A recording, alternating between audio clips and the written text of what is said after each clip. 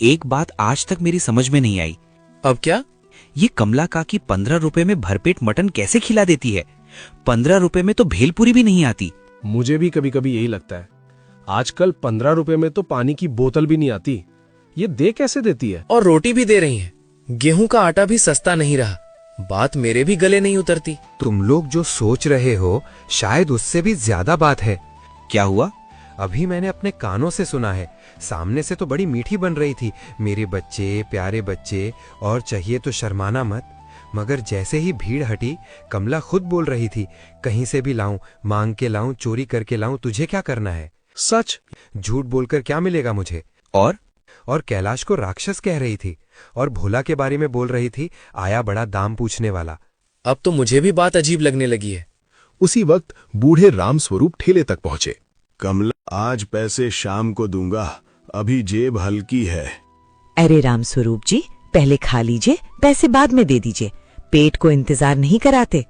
तुम न होती तो हम जैसे बूढ़े लोग कहाँ जाते। बैठिए, गरम गरम खा लीजिए।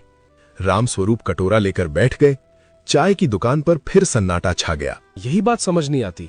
सामने देखो तो लगे इससे अच्छी औरत कोई नहीं, पीछे सुनो तो लगे कुछ गड़बड़ है। और जब आदमी खुद अपने मुंह से चोरी का नाम ले तब शक और गहरा हो जाता है। अब मुझे तो पक्का लग रहा है कमला जैसी दिखती है वैसी है नहीं। धबलपुर में उस दिन सिर्फ एक सवाल नहीं था कि कमला काकी 15 रुपए में मटन कैसे खिला देती है। अब एक और सवाल पैदा हो चुका था, क्या कमला काकी सच में वैसी थी जैसी दिखती थी, या उसने बस मिठास का एक चेहरा पहन रखा था? उस दिन शाम तक कमला काकी का सारा खाना खत्म हो चुका था, कुछ भी नहीं बचा था। कमला अपना ठेला उठाकर अपने घर तक पहुंच गई थी। उसी समय उसके घर के सामने से मजदूर राजू निकल रहा था। उसने कमला को देखा और तुरंत उसकी तरफ बढ़ा। कमला काकी, मैं आपके ठेले पर ही जा रहा था। अरे बेटा, मुझसे थोड़ा देर हो गई, ठेला उठाकर आ गई, सब खत्म हो गया। अरे काकी, इस महीने की तनख्वाह बहुत जल्दी खत्म हो गई। अगली तनख्वाह आने में अभी पूरे 2 दिन बचे हैं। कोई बात नहीं बेटा। मगर काकी, आपके पास खाने को भी कुछ नहीं बचा होगा। घर में थोड़ा बहुत पड़ा है, देती हूँ। काकी, अगर हो सके तो सुबह शाम तक का भी दे देना, 2 दिन निकल जाएंगे। अरे मेरे बच्चे, चिंता मत कर, जितना होगा दे दूंगी, तू भूखा नहीं रहेगा। कमला ने दरवाजा खोला, अंदर गई और थोड़ी देर बाद एक बर्तन में खाना और साथ में रोटियां लेकर बाहर आई। ये ले, अभी के लिए भी है और सुबह तक के लिए भी काम आ जाएगा, संभाल कर ले जाना।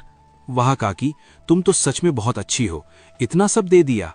अरे मेरे बच्चे, ये तो कुछ भी नहीं, जा आराम से खा लेना। राजू खाना लेकर चला गया। जल्दी में वो अपना भावड़ा वहीं दरवाजे के पास भूल गया। कमला ने दरवाजा बंद कर लिया।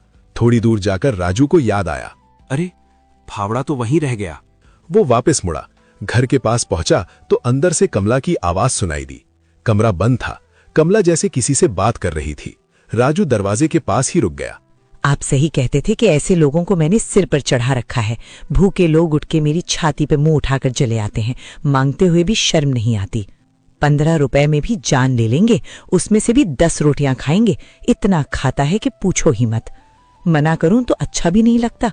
यही दिक्कत है, मैं भी हर बार पिघल जाती हूं। मैं समझ गई, मैं आपका दिया 15 रुपए वाला मकसद आज तक नहीं भूली हूं। इस चीज को मैं हमेशा ध्यान में रखती हूं। मुझे मालूम है कि इनको 15 रुपए में कैसे खिलाकर मुट्ठी में रखना है। आपका 15 रुपए वाला मकसद मेरे दिमाग में भी है और मेरी नस नस में भरा हुआ है। मैं उसे कभी नहीं भूलूंगी। राजू की आंखें फैल गई। उसकी नजर अपने